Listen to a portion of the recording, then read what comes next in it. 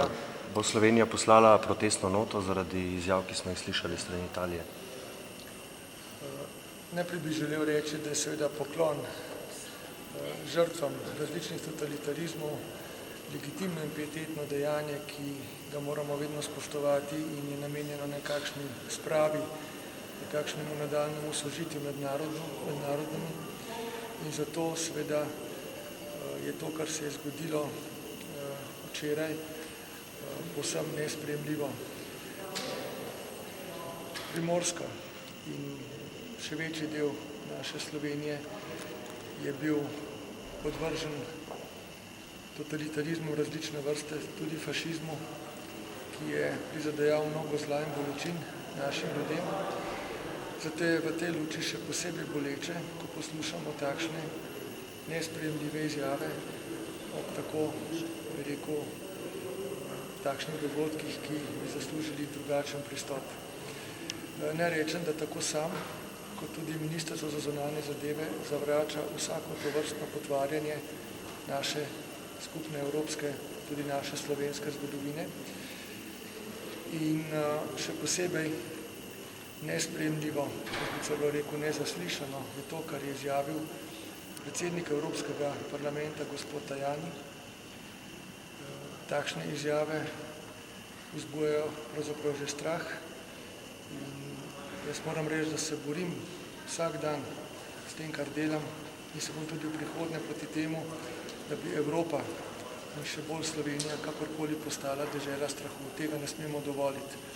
Zato je treba te zadeve absolutno zavrniti in gospodu Tajaniju, predsedniku Evropskega parlamenta, bom napisal pismo, v katerem ga bom spomnil, da obstaja poročilo zgodovinarjev italijanskih in slovenskih, ki so leta 2000 ocenili to obdobje naše polpretekle zgodovine in da je treba pač takšne ocene, o katerih se danes diskutira, prepustiti predvsem zgodovinarjem, ne pa jih politizirati na takšen popolnoma nesprejemljiv način. Tako da opozoril ga bom tudi na to v pismu, da je seveda takšna retorika v Evropi leta 2019 povsem nesprejemljiva in nasprotje z vrednotami, za katere si Evropska unija prizadeva in za katere si mora prizadevati. Želim torej, da se s tem zgodba na ta način zaključi, da se ne bi več ponavljala. Treba pa je na vseh nivojih, tako v Sloveniji kot na ravni Evropske unije, zelo jasno opozoriti na nesprejemljivost takšnih izjav in dejanj.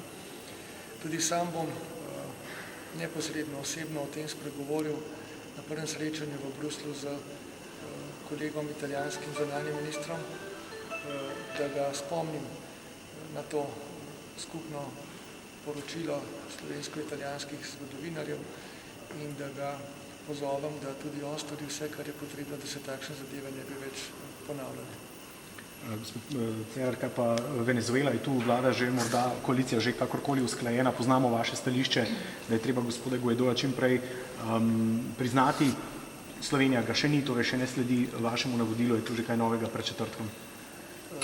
Glede Venezuele je moje stališče seveda nespremenjeno, zdaj je na vrsti vrh koalicije in predvsem vlada.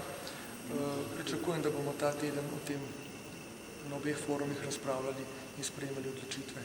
Pa kako gledate na to, da vas premier sam v celem tednu ni nekako podprl v tem stališču?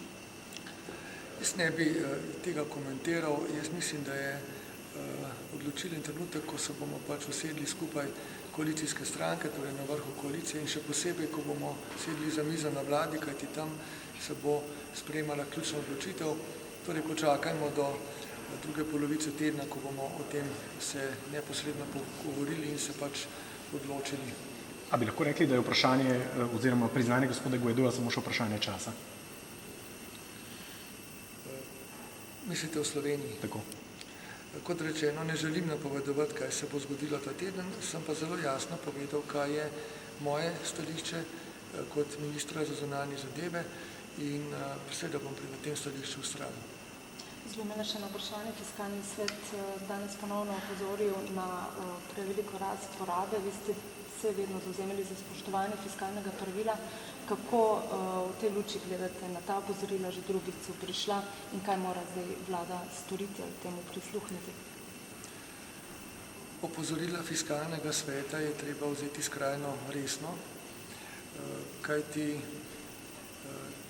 z javnimi financami moramo ravnati zelo odgovorno. V prejšnjem mandatu smo ravno na ta način, da smo ravnali odgovorno, zelo prizadevno, to ni bilo enostavno, ustvarili, iz velikega primanjkljaja smo ustvarili presežek v državnem proračunu in prav je, da se je del tega denarja tudi letos namenilo, tako kot tudi že prejšnja leta, za plače javnih uslužbencev, za socialne transferje in nekatere druge potrebe ljudi, kajti proračun je nenazadnje namenjen dobrobiti državljanov. Vendar pa seveda, če ne gospodarimo dobro z državnim denarjem, potem to na srednji in dolgi rok pripelje ponovno do krize, pripelje do poslabšanja situacije za vse. Zato je SMC tista stranka v vladi, ki je in bo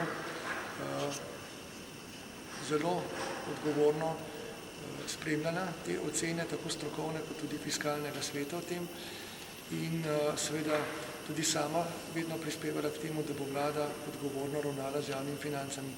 Je pa seveda zdaj tu predvsem to vprašanje za finančnega ministra. Jaz verjamem, da se situacija dobro zaveda in da bo storil vse potrebno, da bo pač proračun ostal v dopustnih in normalnih okvirih, da ne bomo spet kdaj kasneje zašli v finančno krizo, kakršni smo že bili. Ampak rebalans je, presega te meje, o katerih govorite. Boste na to opozorili, vendar le še ni sprejet v državnem zboru in zaenkrat ga vaša stranka podpira?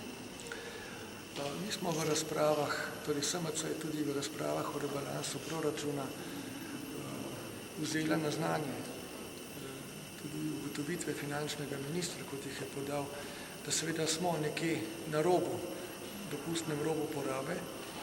Seveda tu moramo zaupati finančnemu ministru, on je tisti, ki mora prižgati rdečo luč, tam, kjer je zadeva pač že nedopustna ali nesprejemljiva, ampak v teh okvirih smo se pač gibali in verjemite mi, tudi ministri SMC-ja smo na svojih resorjih morali malo stisniti, bi rekel, zadeve tako, da ne bomo trošili več, kot bi želeli, kajti tudi jaz denimo, tudi na Ministrstvu za zunanje zadeve bi potrebovali nekoliko več denarja, pa sem denimo pristal na to, da še vedno nekoliko varčujemo, da dobimo manj za porabo, kajti to je bilo v skupnem interesu ohranitve nekega proračuna, ki je še vzdržen. Seveda ocena vzdržnosti pa je na koncu na finančnem ministru in kot rečeno, zdaj te ocene fiskalnega sveta, tudi nekaterih strokovnjakov, so zelo relevantne, zelo pomembne in jih moramo vzeti skrajno resno, skrajno odgovorno. Gospod Cerar, lahko morda samo še to odgovor slovenski na hrvaški odgovor na tožbo, pravzaprav kdaj gre v Luksemburg, danes ali jutri, lahko že o tem kaj poveste? Točnega dneva ne morem povedati, je bilo pa jasno rok postavljen do 13. februarja, tako da v roku bomo ta odgovor na hrvaški odgovor podali, kot smo rekli, in potem seveda budno spremljali, kaj se bo dogajalo v prihodnje. Hvala lepa.